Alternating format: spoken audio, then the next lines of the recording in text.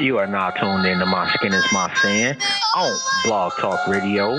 From goons to gods, we welcome everyone. We only have one rule, and that's be respectful. You are now tuned in to My Skin is My Sin on Blog Talk Radio. Goons to gods, we welcome everyone. We only have one rule, and that's be respectful. Holla at us next week, man.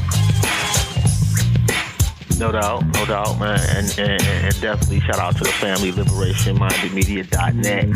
That is Black Eye Stand, Still the Knowledge Radio, The Rundown with Renee, and My Skin is My Sin. And don't forget to share the show, man. If you check it out today, or if you check it out next week, or if you check it out in 1,000 years, and if you are that motherfucker that digs us up in 1,000 years, you are the most phenomenal individual to ever walk the galaxy for digging up this greatness and still share our shit, man. Shout out to you. Don't forget to check out the websites, embroshell.com, designsbymonet.com, and myskinismysin.net.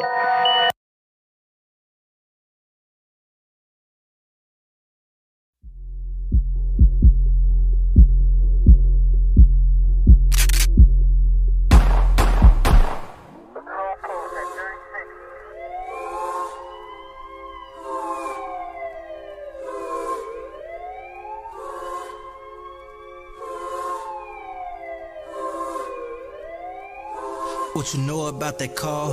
That your day one just check, and them tears start to fall, and your palms start to sweat. Now you loading up that Glock, and you sliding through them blocks, and you ain't letting up until you make a hard stop. What you know about that call? That your day one just check, then them tears start to fall, then your palms start to sweat. Now you loading up that Glock, and you sliding through them blocks, and you ain't letting up until you make a hard stop. Let's start from the beginning. I had to look up the villains, cause the role models was missing. You talk what I'm living. Brothers and daddy in prison. Grew up a house full of women, so I didn't listen. Family had thought I was tripping. Changing my ways, they was wishing. Found out I was gifted. Put all that pain in the booth, let the beat drop, then I rip it. Revenge, ambition. I know it might take a minute. I'm not gonna stop till it's finished. I come from the trenches. Nothing was free or was given. You had to get up and get it. Your life I ended. Walk up and do your ass vicious. And I'm not leaving no witness. Better mind your own business. Sticking your nose up in mine, or be the last time that you smack. In high school I was ditching, skipping practice to fuck on some bitches. I swear I didn't think I would finish. But when God got a plan, ain't no quitting. We got Glocks and them clips real extended. We in high-speed bell, I hopping fences. Twitter beef and you want some attention. Don't go tell when the murders get senseless. What you know about that call? That your day one just check, and them tears start to fall, and your palms start to sweat. Now you loading up that Glock, and you sliding through them blocks, and you ain't letting up until you make a hard stop. What you know about that call? At your day one just check, then them tears start to fall, then your palms start to sweat. Now you loading up that Glock, and you sliding through them blocks, and you ain't letting up until you make a hard stop. I shedded them tears, wishing that my homie lived. Went crazy, fucked up the crib. I hopped up in traffic, switching lanes and switching gears. Thinking about who I'ma kill, my man in the rage. Positive thoughts get delayed, can't think straight because of this pain. I don't give a fuck about your age, you out there shots to your brain. Aim on this Glock, give me aim. They put my little bro on the button, they put my little bro on the news. They put my little bro on the shirt, I swear that shit hurt. Now we gotta make him feel worse. No, you can't loaf in these streets, we watching them posting them tweets. Slide throwing, caught him on feet, no you cannot outrun this heat. Back on his head, throw him in the back seat. Thinking about how this should go. Kill him fast or just torture him slow. He keep dropping names, he a hoe. Still gon' die, thanks for letting me know. Now we got all they ass in a row. Finna take all they ass out they glow. And we finna go up on a score. And the book say you reap what you sow. What you know about that call? That your day one just check, and them tears start to fall, and your palms start to sweat. Now you loading up that Glock, and you sliding through them blocks, and you ain't letting up until you make a hard stop. What you know about that call? That your day one just check, then them tears start to fall, then your palms start to sweat. Now you loading up that Glock, and you sliding through them blocks, and you ain't letting up until you make a hard stop.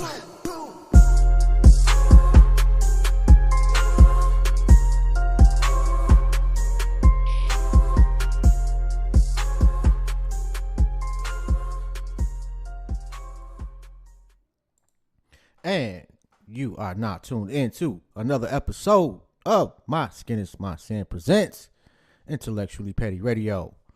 Today we got a powerful show, man. Domestic violence survivors. We got K-Mac in the building. Just waiting on her to call up. The queen is definitely just a powerful queen. What's good, Thomas? What's going on, bruh? How's life? Just like I said, just waiting on the queen to give us a call up. She should be calling up shortly, man. And we're gonna discuss domestic violence, domestic abuse, survivors, people that are currently going through it. And if you have, ever experienced, domestic violence on one side or the other, if you have been someone that has been an abuser and you'd like to talk about that, give us a call, 216-539-0659. And if you have been abused, give us a call, 216-539-0659. People, I mean, and it affects people in various ways, from those people that, like I say, are abusers or abusees to people whose parents, suffered from domestic violence, or who had aunties, cousins. I don't know if there's anybody out there that could honestly say that they've never, they don't know anybody that has not been affected. And I think this is one of those topics that a lot of shows are, quite honestly, scared to touch on. It is what it is. Because it can be an ugly show. And I don't mean that in a trying to put anybody down. What I mean by ugly is that give the call in number again. It's 216. It's at the top of the screen scrolling too. 216-539-0659. And what I mean by an ugly show is just an unpleasant topic for a lot of people. And that doesn't necessarily mean that, you've done something wrong or whatever the case may be. It's just some topics are just things that people feel better wishing they didn't exist, to be quite honest. But we don't do that around here. We've tackled, I don't know, a myriad, is that a correct word? A lot of tough topics, from sexual abuse, which that was an interesting show. We had, to my surprise, a lot of brothers called in that had been abused, and that's something, to be quite honest, before doing the show, I did not consider, and that was wrong on my part. It was sexist on my part. And with domestic violence, there's some brothers out there that are victims. And you should not feel ashamed to tell your story. You are not less than a man to be a victim. And I think in a lot of cases, like with men, it will go unreported because you get shitted on, you get talked about, you get embarrassed. It's embarrassing for a man to be like, yeah, my woman beat my ass, or yeah, my woman jumped on me. That's something that you don't see too often, because when you do, your boys are like, oh man, you ain't shit. You a punk. How you gonna let your woman beat you up? Blase splee. But what's the alternative? You really supposed to just beat up your woman? No. That's, you exit the situation as quickly as you can. And that sounds easy. It really does. But it's not. People have a lot of rationales, a lot of reasons for staying in abusive relationships. I'm one of those people that used to be like, well, it's been X amount of years, why don't so-and-so leave? Until you talk to so-and-so. And that's dope, Queen. Yeah, call up at 7:30. That'd be dope. Until you talk to somebody and you realize this is a lot deeper than your narrow way of thinking, because you're not living in that person's shoes. You're not experiencing that journey. And there's some people that financially, and hold on one second. It's a little Queen. What's good? My name is Thomas Anderson. I Oh, called my into the bad. radio show. My bad, bro. Hello. I thought you was our guest. My apologies, King. What's going on, No man? apologies necessary. We're talking right now on the show about these abusive relationships and the damage it does. And I have some feelings on this subject, and I want to share them with the audience if it's all possible. Absolutely. What you got? All right. Like you had just previously mentioned a moment before, being a man and being in the male position of superiority, whether we like it or not, that's the way it is. We are physically stronger, and in society, we earn more money and we have more power. And if at any point I feel like a grown man or even a boy or even a man uses that power and authority to then abuse somebody else that has less power, it makes you look weak. It makes you look less effective, and it really truly shows character flaws. Now, with that said, I have in my own personal life dealt with several abusive women that seem to have every reason to justify being inappropriate and doing the wrong things in relationships because they're women and they're like, well, I'm the mom, I got these kids, so now you got to bend to my rules in order if you want to see your kids anymore, If you want to, I'm a woman, I have laws on my side, you got to kind of hop to the beat and just do what I say do, or otherwise you will cut out. And that emasculates men, a lot of men, especially black men, in situations. We have over 70% of black families led by single black women. And I can't say how proud I am of them because they haven't dropped the ball. They are graduating at record high rates. They are doing it. They are carrying it. They're doing what they're supposed to do. But in my heart and in my soul, I honestly believe that the black family is not as healthy as it could be, as healthy as it should be, and where we can be as a people together. And I think a lot of that has to do with the fact that the laws in our country are not built around keeping us together, but rather built around keeping us apart. True. We have government structures in place that, child support, welfare, everything else. You chat that up, and you know what? She really can live on her own. She doesn't have to have no job, doesn't have no education, and all she has to do is have 5 kids, and now all of a sudden she got a place to live, car, money coming every month, and food paid for. But can I really blame her for that when a good portion of the black men in society we got jail records, we go to jail over doing stupid shit and shit that's not even our fault, The government's setting us up. They're looking for black people to persecute and to prosecute. And I hate to cut you off, bro, but you said you've been in several relationships. And hold on one second, we got another caller. Several. Right now. Is this K Mac? It is. How you doing, Queen? We got a brother on the line already. His name is Thomas. And he was telling me that he has been in several relationships where he has been the victim. Okay. That is not unusual. And I was going to ask him, what,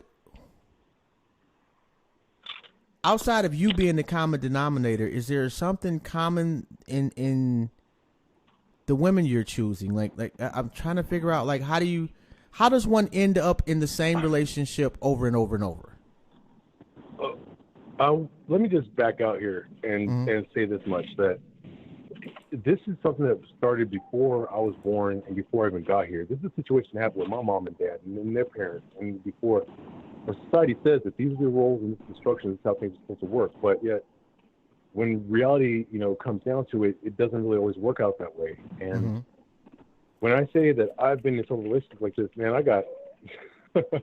I'm not proud to say so, but I've been attacked by women, hit in the face, damn near raped, horrible situations where things were not supposed to be the way they're supposed to be.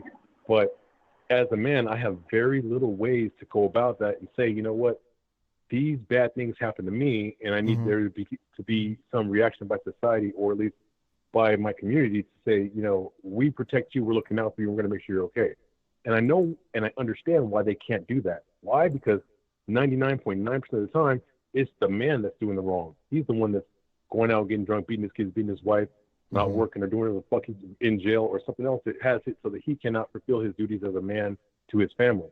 And with that whole overall situation just bearing down on Black society as a whole, I feel as an independent Black man, no matter how good I do or how poorly I do, I am still viewed under that same light. I'm just another Black man. And when the cops come and they talk to me, I'm just another Black man. When, I go to talk to the judge and I'm, talking about divorce or getting married or custody rights, I'm just another Black man. And this is real private. Just for me, when I got divorced and we're talking about my custody,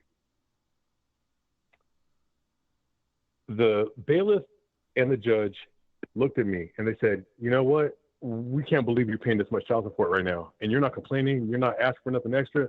But yet still, we're going to just do this and hold you back. Because then I got temporary custody for as long as time goes. But it wasn't up to the level of things that I had done as a father, as a family man, as taking care of my family, to respect my role in the family.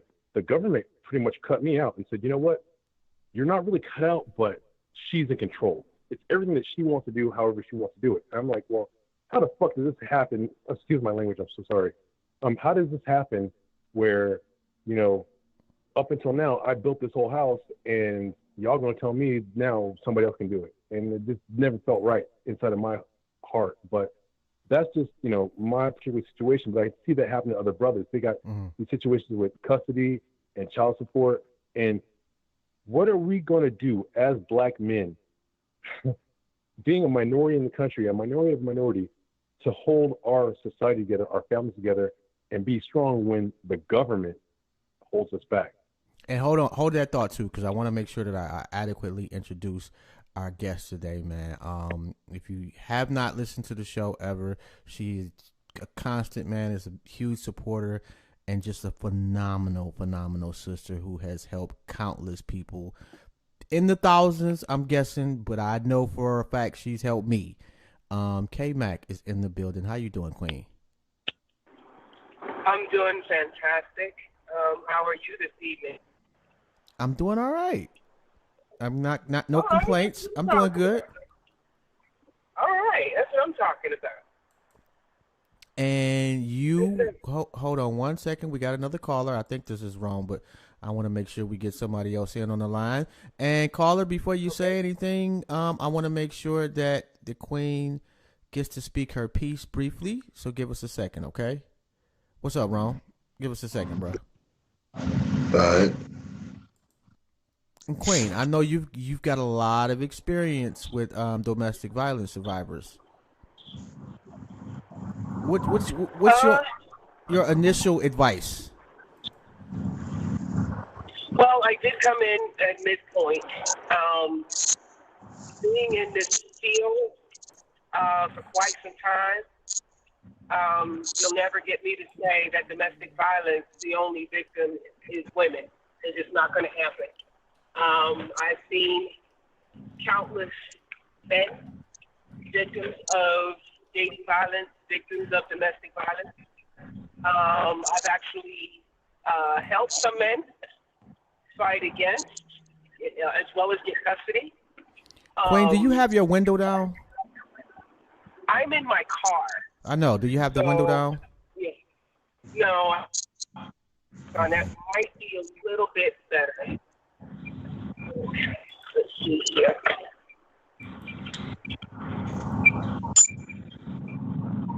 Okay. Is that a little bit better? That's a lot better.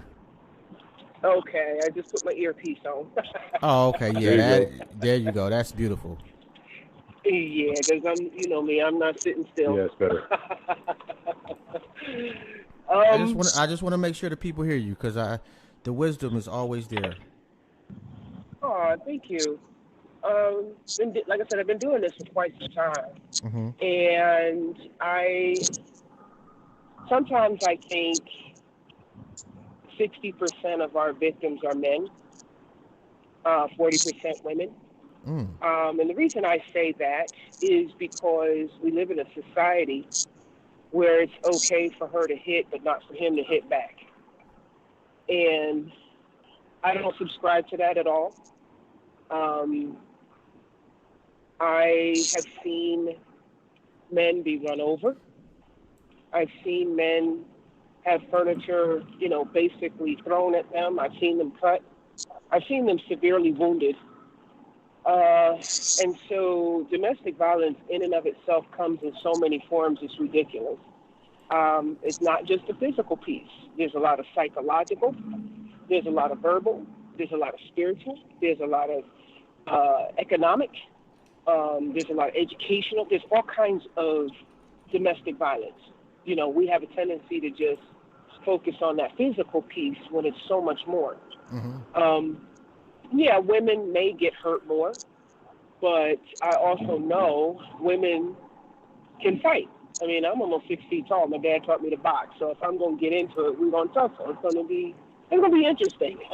So, but I see, like, this month is Domestic Violence Awareness Month, and it is also Breast Cancer Awareness Month. While I am a woman, I'm not as hyped about breast cancer as I am domestic violence, because domestic violence takes out more people than breast cancer. Breast cancer is more sweet and lovable, and who doesn't like breast? When it comes down to domestic violence, folks don't want to talk about that. They don't want to address that.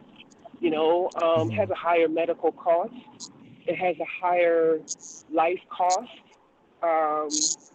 Plus, it was here first. It was in October 1st. So, I've spent over 30-something years, trying to help people, in domestic violence situations, men and women alike. I get just as many men talking to me as I get women. And a lot of it has to do with being able to understand and empathize. The young brother's right when he says that, services just aren't there because we live in a community where, oh, you're a man, you can't defend yourself. Well, if he does defend himself, he's going to get locked up. So, he's damned if he does and damned if he doesn't.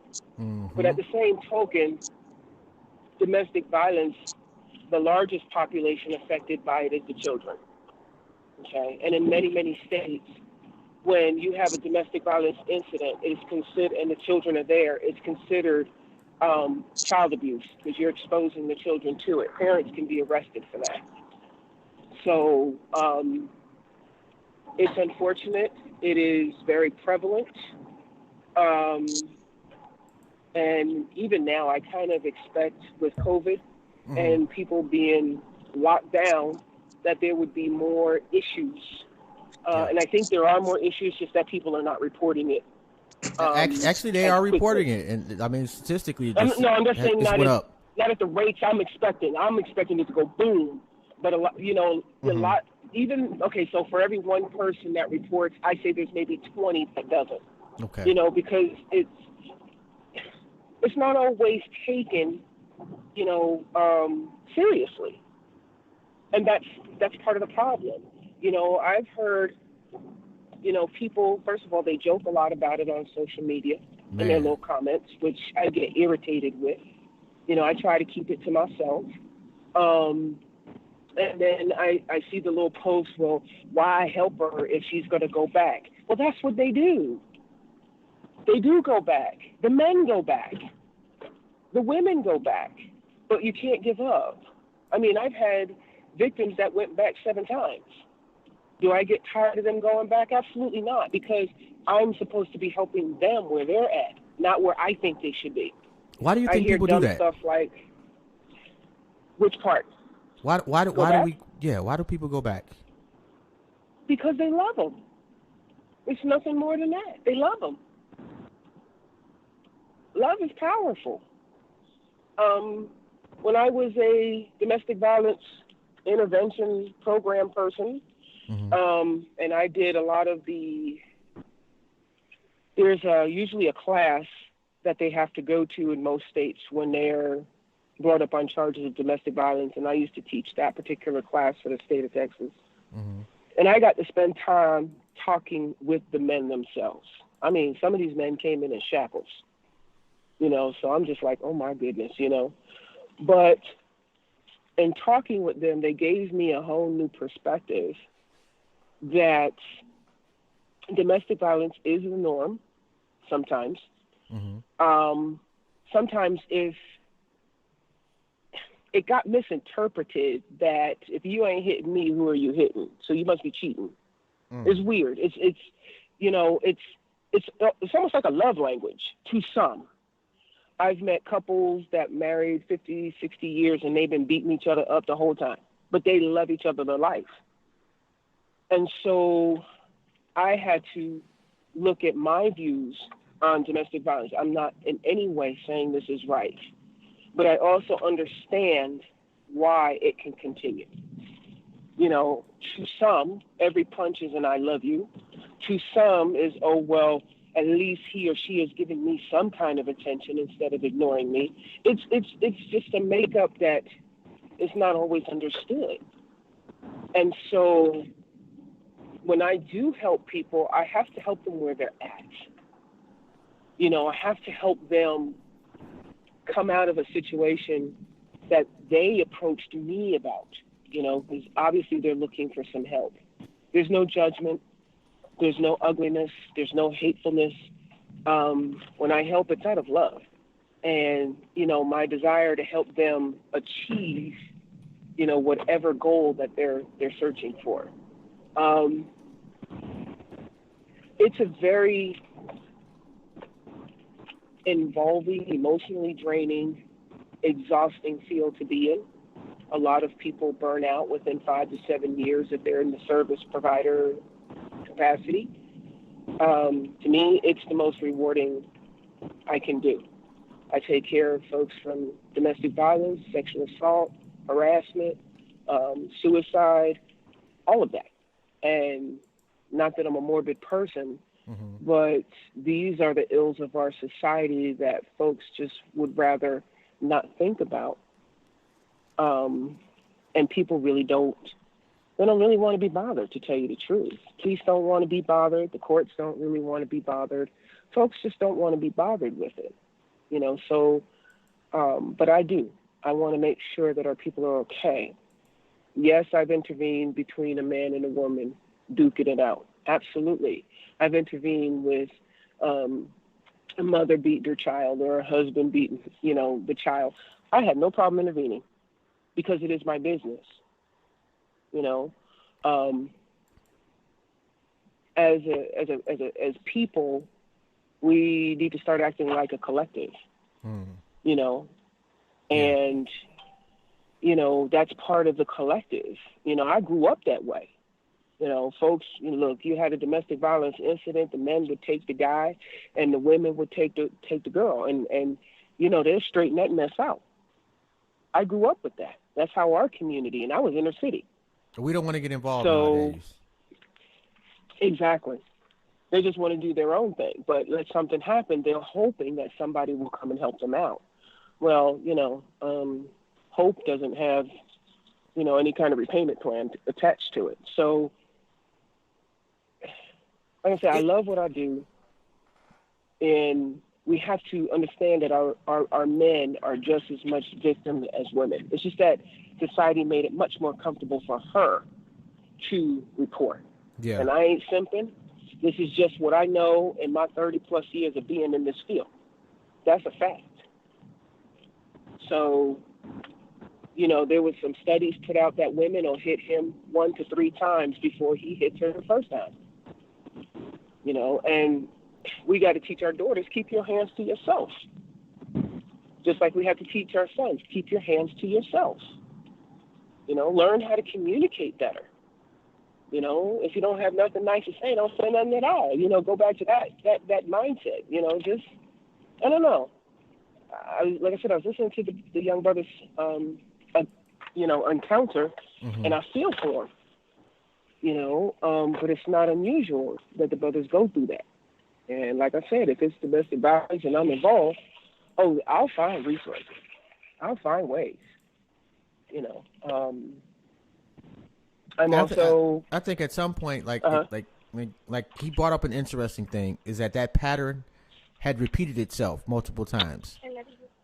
Mm-hmm. And at that point, I think you know, hopefully somebody can step in and assist you in getting some help, so that you're not. I don't know how to say it without being offensive. But you're not attracting that energy to you. Yeah. Because people that abuse people look for a certain type. Well, they groom them.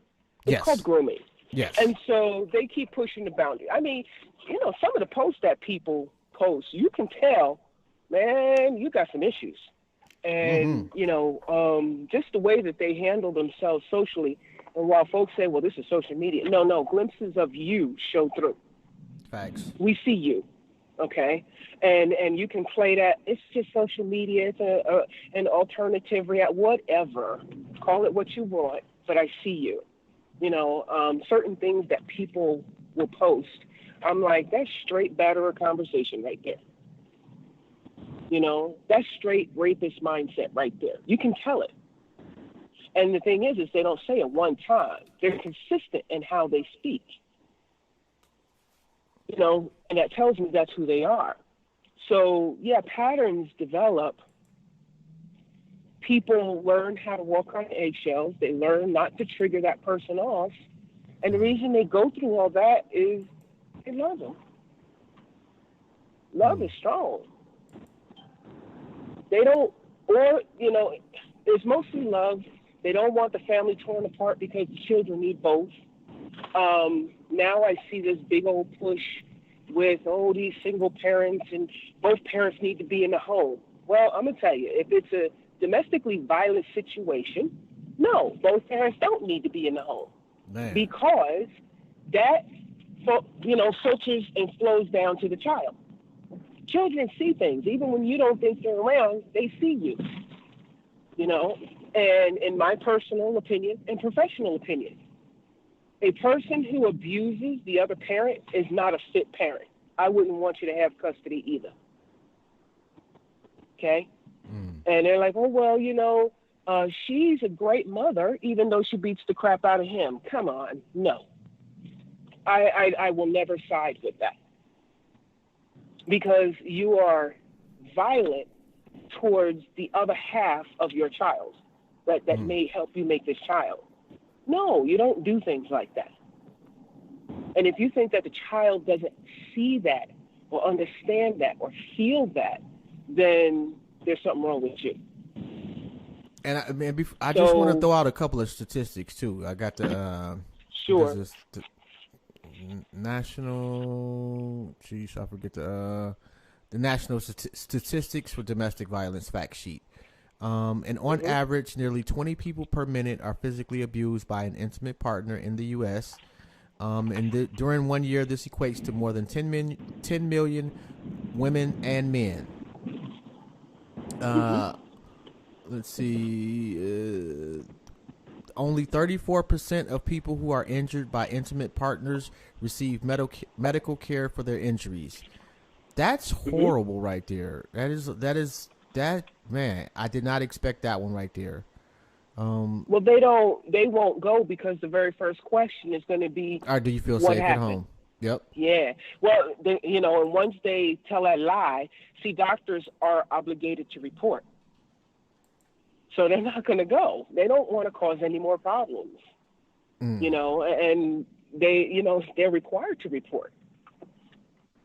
Wow. And if there's children in the home, the children may be removed. So there's a lot that goes into it. Okay, you and she or you and he are fighting. You got children. Police come, the children are not going to stay. Chances are they're going to take the children and move them to some sort of crazy behind person's house until they check and see you guys are okay. Yeah. So now your whole family is just torn apart. People don't want that. Yeah, that's true. People don't want that. Yeah. Let's see. 1 in 15 children are exposed to intimate partner violence each year, and 90% of these children are eyewitnesses to the violence. Victims of intimate partner violence lose a total of 8 million days of paid work each year. And the cost of that exceeds $8.3 billion a year. Wow. Yep. It's extremely expensive. So somebody comes to you and they're bruised up. They say, you know what, this has been going on for too long. I can't take it. What is the process in getting them help and getting them out of that situation? Well, the first and foremost, I have to find out if they're children. Mm-hmm. Okay, because that's what I want to know. Because oftentimes they come to my office and they don't have their children with them. And so that has to be a conversation. I would like to know if they want to move forward with police action. Most of the time the answer is no. So contrary to popular belief, which is fine, I still have to ask. Mm-hmm. Then we start what they call a safety plan. We figure out different ways where, but sometimes they say that they're ready and they're not, and it's okay. Back and they come back to you, and they go back home and they come back to you because they're really not sure you're going to be there for them because no one else is. Mm-hmm. Everybody has pretty much abandoned them and said, you're just going to go back anyway, so don't call me no more. And that's how society responds to them. That's one of the major reasons why they keep going back and forth, because they're not sure you're really going to be there when they actually leave. Mm-hmm. And so we do some safety planning. Okay. We get a listing of all the people that they can trust. And then we do an exit type plan. Okay, if you say you want to leave, where would you go? Because, you don't want them to be homeless. Okay? Mm-hmm. Tell me another state. We'll work on, contacting the people in that state and making sure that there is a place for them to be. The thing is, the most dangerous time is when he or she decides to leave.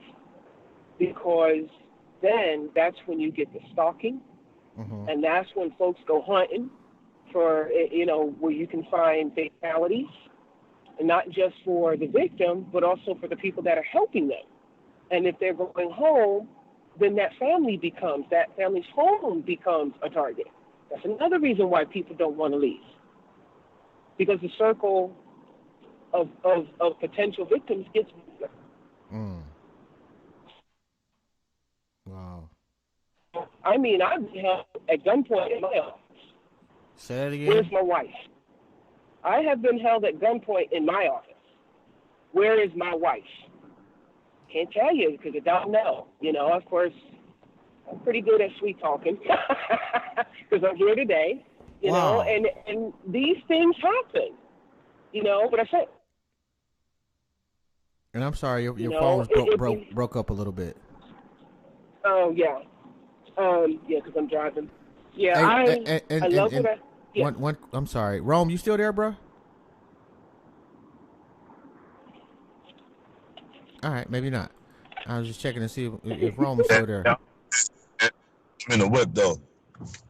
Okay, everybody's driving but me. Maybe I need to go get in the car. Yeah, man, you know me, man. I'm on the move, bro. Oh, you ain't got. Don't try to act busy, man. Stop it. Nah, I really be busy. And I'm okay. So Queen, and hold on one second. We got a caller if y'all want to take one right quick. Yeah, let's go. How you doing, fam? Hello. I'm good, fam. Okay, now Peace. What's going on, King? Hello. We're good. Did you have a question or a comment, man?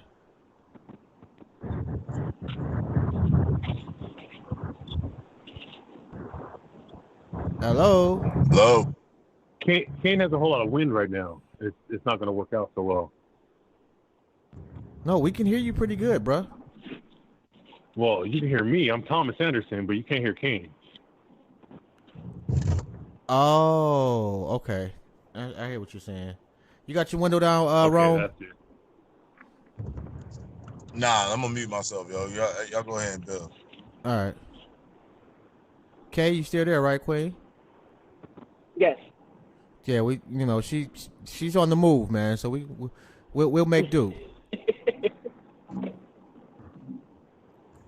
But did you want to add to the dialogue though, bruh?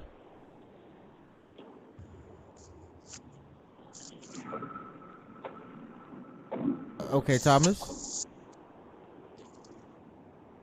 Alrighty. I'm not sure what to say on that one. And how do I? Oh, you know what? I think he hung up again. All right, it happens.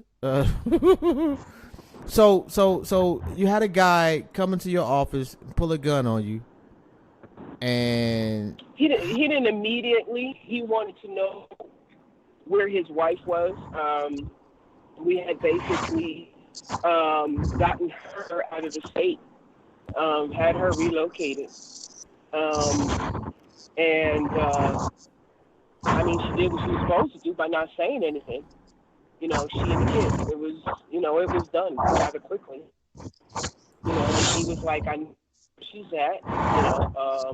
You got your window down now, don't you, Queen? I don't. Because for whatever reason, he was right though. We are picking up a lot more wind. I'm not sure what happened. Yeah, that's not me. That's not you. I don't know who that is. I'm on my headphones.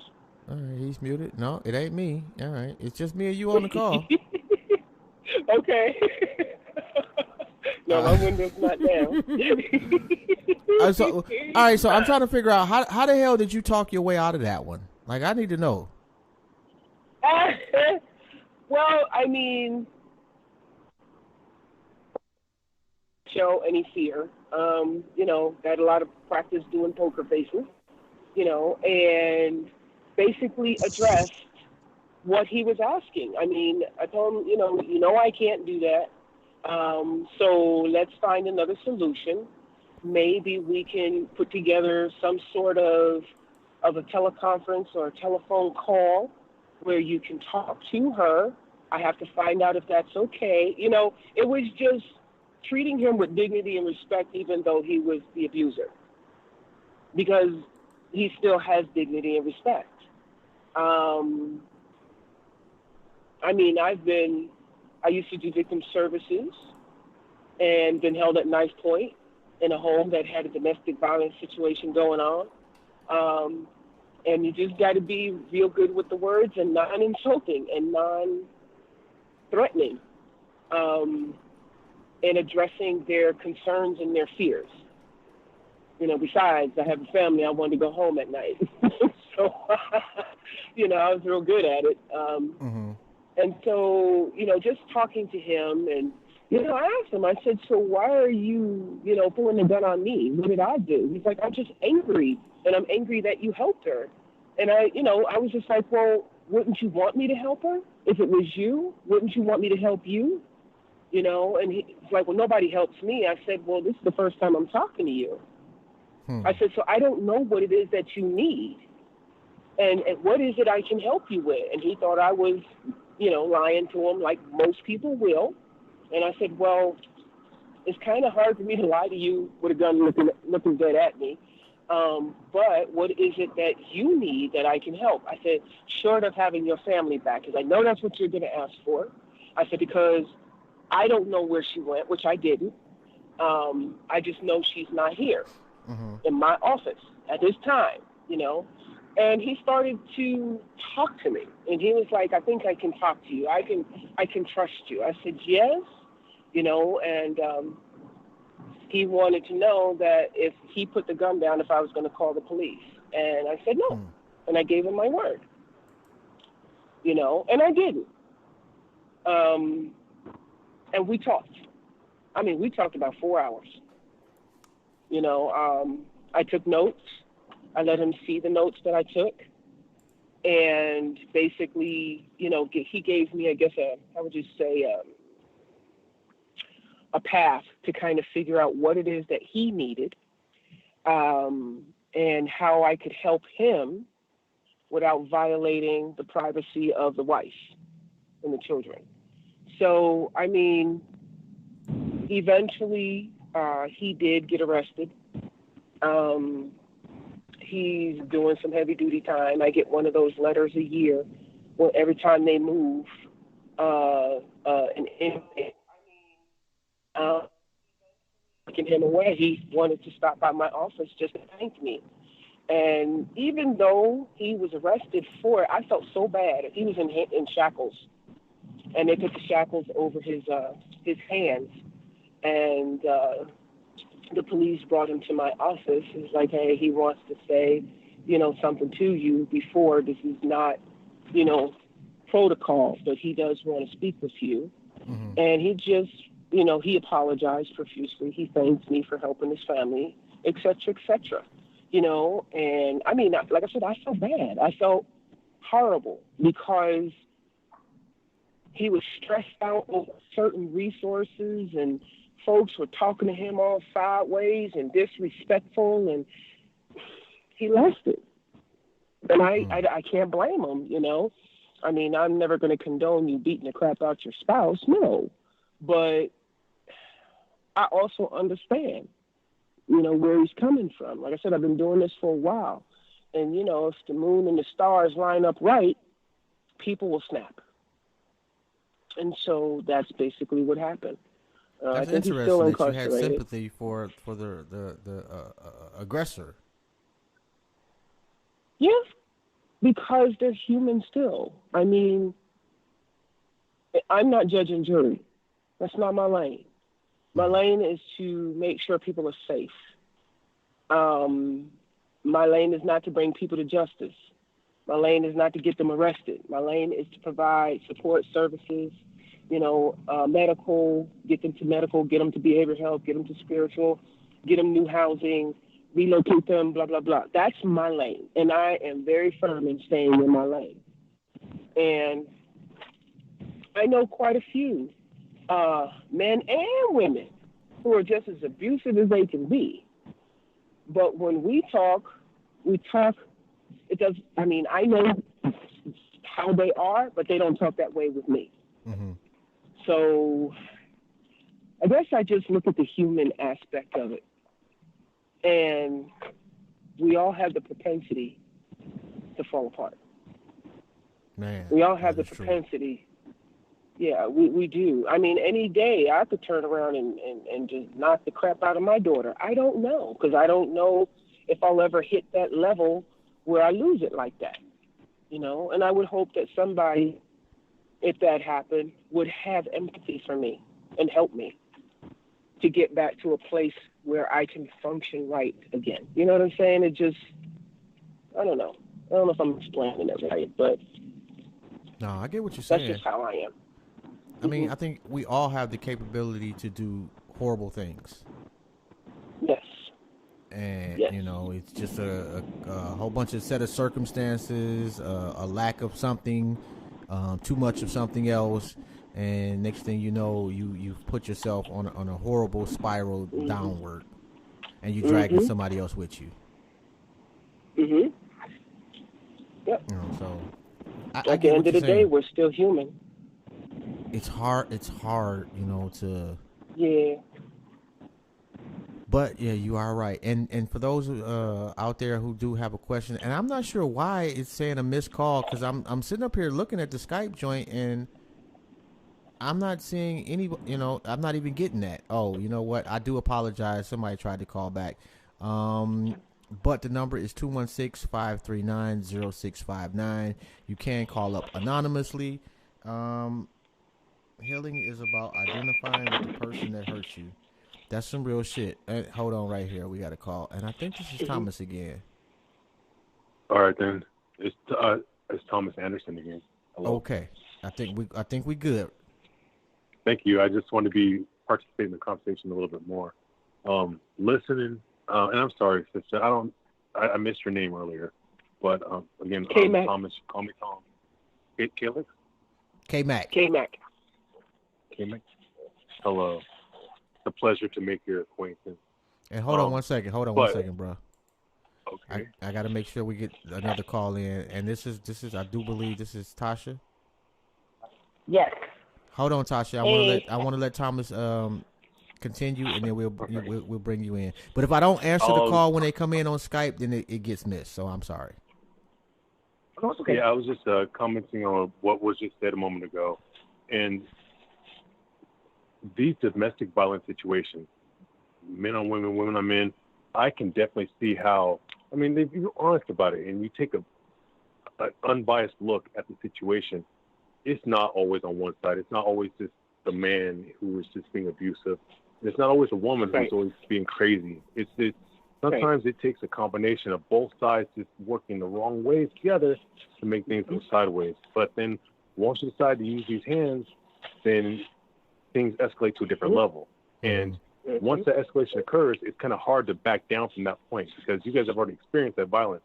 And it's easier to be, I hate you, I'm mad at you, I'm going to do something out of pocket to do, out of a reaction.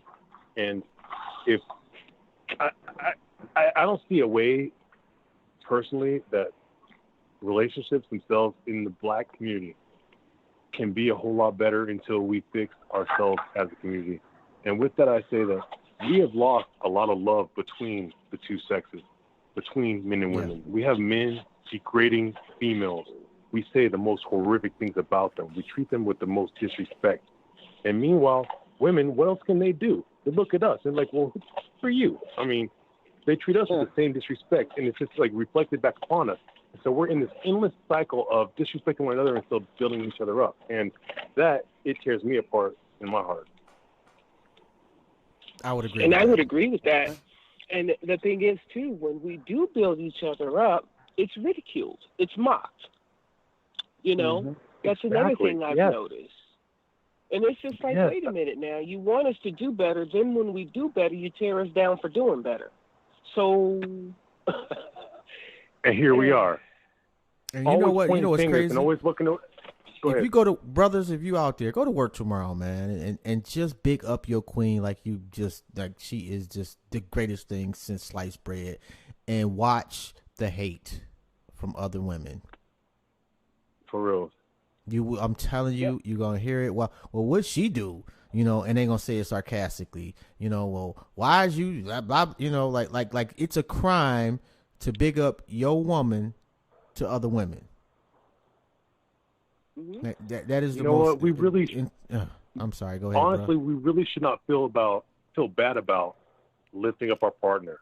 I mean, because I get it. Right. There's some risk out there. Nobody wants to look a fool. Nobody wants to be. One day I'm gonna say, oh, my man is perfect, or my woman is perfect, and our lives are great. And the next day, that person cheats on you or lies to you or does something foul to you, and now you're looking like the asshole in front of everybody. Pardon my language. I'm sorry. You're grown, bro. Anyways, we're all right.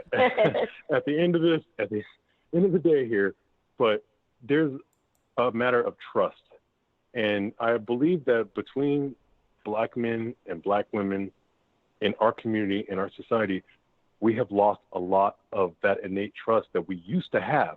It used to be there. We used to believe in one another. We used to love one another. We used to be strong for one another. And we used to have a stronger family bond. But in this last, I want to say, 30, 40 years since the 1970s and Black power and Black unity, we lost touch with that. And we started looking at things from the public perspective. We started seeing each other as the enemy. We started seeing ourselves as low down, cowardly hoes and pimps and drug dealers and not worthy of, and we have all these babies, we have all these families, and we don't take care of ourselves. But in reality, that's the picture they want us to believe. But that is not who we are. That is never who we have been. We are better than that. We are bigger than that. And we will remain bigger than that and better than that as long as we can. But right now, we're like looking at life through this shaded vision or view of reality, and we are not respecting one another the way we should. Kings, queens, gods, goddesses. That's us. That's who we are. The first man, the Black man. My DNA is authentic, ancient, and original. So is hers. We are strong. We are the family. We are together. We can be one. But we can't do that as long as we are blinded by this lie, this non-reality that says that we are less than, that we are not enough, that we have faults and flaws and things that we can't fix about ourselves. But you know what? There's no place that we can't get to. There's no height that we can't reach. There's nothing that we can't do to make ourselves better because we have come from the very, very bottom slavery.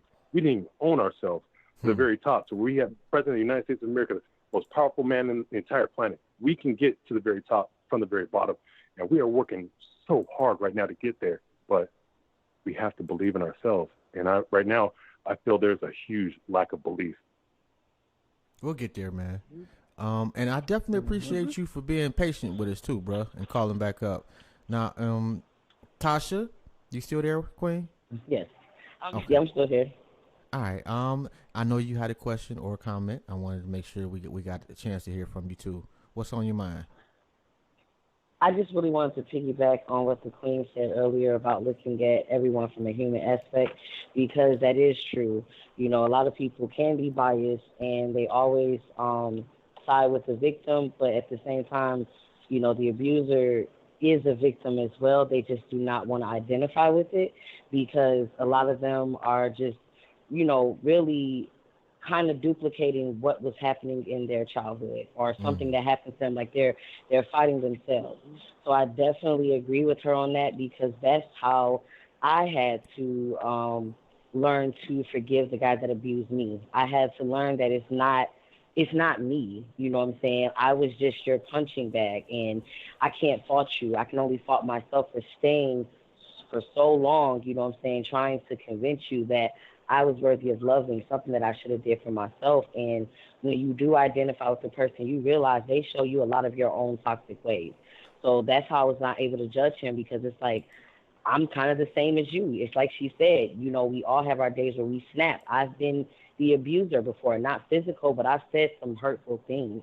And to piggyback on Thomas about the, well, actually what you had said, Jobs, about how when you praise your woman, other women will be mad. I've always felt like that too. And I used to always feel like anybody who showed so much love on Facebook, it was like, oh, you're just, you know, like it would make me sick, but it only made me sick because I was jealous because I wasn't receiving that. You know what I'm saying? Like I felt like all the guys that I was putting energy into, you know what I'm saying, there's no way that there could be a perfect guy out there. You know what I'm saying? Like I was kind of secretly praying on their downfall, because like I didn't like seeing black love, because my love life was just so messed up. So I think like that's where it comes down to, like that person is jealous. They have tunnel vision. They feel like there's no perfect guy or woman out there, but no one's perfect. You know what I'm saying? Healthy relationships is just different, you know, but some people don't see anything wrong with their toxic ways, and that's all. Right. I would agree. And we're not gonna do the whole 2 hours tonight, ladies and gentlemen. I got to be up early in the morning and go to work, so we're gonna give it about 15, 20 more minutes. I'm just keeping it real, you know. Like, hey, it is. Hey, what it is. I'm with you. I'm trying to pace you. myself I'm lately. with you. You know. That's right. You know, I'm getting older Getting now. older does it to Man, tell me about it. Yes. I'm older than you, so I'm okay. That's all right. You know, got to make sure I eat something. Oh my God, man. But I wanted to make sure that we tackle this subject. And like we do, man, we try to make sure, Rome and I, that we tackle shit that a lot of shows is not going to address, man. And don't forget to check out the show, Self-Love is My Rehab, on My Skin is My Sin on Blog Talk Radio. One of the dopest shows out there, man. And that's the Queen on the phone, Tasha. And Queens with Vibes and Visions as well. Man, very, very, very dope. So, thank you. And K-Mac, how do you pronounce that your name? Ianifa? No, Ifa Kemi? Yeah, that right there. Say that one. Ianifa, Ifa Kemi. Ifa Kemi. Okay, because I'm like, wow, like I had, you know, the Ianifa I got now. You know, it took me a while. Yeah, you got that down pat. Yeah, I got that down pat. But then you hit me with the other one. I'm like, oh shit. I had to go back to K-Mac. I didn't want to butcher it. It's okay. It's my Esau name, so it's all good. It's all good. So what are you doing now as far as domestic violence? And if somebody wants your help, how do they get in contact with you? Well, I am on Facebook, of course, and that's how most people are contacting me, through Messenger. And it's weird, not weird, but my messenger is constantly bing, bing, bing. People know that they can at least call me on Messenger and we talk. Folks are this COVID has got people. I don't know. They're just. I think they're seeing a side of themselves that they're not comfortable with, and I've had a couple people think about ending their life. We talked about that. People having relationship issues because now they're kind of locked down together and they're like, ew, I don't like you, some of the stressors, things are starting to pile up on folks, and some have even had death in the family and they couldn't even attend. And, that's something I gotta, I've had to look at too, because I've seen several caskets go down the highway in only one car. And it's like, damn, they can't even go see their family. A lot of this is reality check. So COVID has kind of revealed our vulnerabilities. I mean, it just puts it right out there. So Iya Nisai Isa Kemi is the name on Facebook. Look up K-Mac. I think it still pops up. And then just reach out, messenger for me, and I'll get back right to them. And I got my phones, and they're all tuned in. So one or both will all do a little chime for me. I try to make sure that I answer everyone, call back or leave a message with them, and then arrange for us to talk either through Messenger or through the telephone. Anything that we talk about is confidential. That's between me and them. If they need resources, I try to find them. Just like with COVID, I know, let me back up. Some of the things that people fight over is money. And with the fact that some folks, their employment hasn't come in, which I don't understand why these folks are sitting on people's money like this. People are getting evicted. This is why I post what I do. Hey, this will keep you from getting evicted. I just posted another one from CDC that, people can keep their homes clear through, I think it's December 31st of this year. That kind of alleviates, because now, okay, we don't have to worry too much about the roof over our head. I was looking at another show, and this gentleman, just in the, how they can put their little comments, and it says, father of 3 struggling, have no money. He had his Cash App. I shot him $20 just like that. And he hit me up and he's like, and you are? I said, just a sister who saw your stuff. He said, but I posted that yesterday. Okay, but you need money, right? Wish I had more. We have got to do better. Like, that was his comment, though? Like, thank you wasn't in there? No, it was in there. He was just, it was after. It was in there. He was just kind of floored because we don't do that. And I said, no. Right. Some people don't do that. Okay. I don't, we got to stop doing that. We all are this. No, we are not all this way. Some of us will see your need and send it to you, as long as we can afford it. Right. And, he did thank me. He's just like, I didn't think anybody saw it. No, somebody saw it who needed to see it. But in this time, I am sure that there's plenty of domestic violence. I am sure that there's plenty of child abuse. I am sure that there's plenty of people who are so depressed, suffering from anxiety. I am most positive. And all I can say, if they're listening, I love you. I truly love you. If I can help, I will. I have a sister comrade who's an attorney who can look up different things in different states.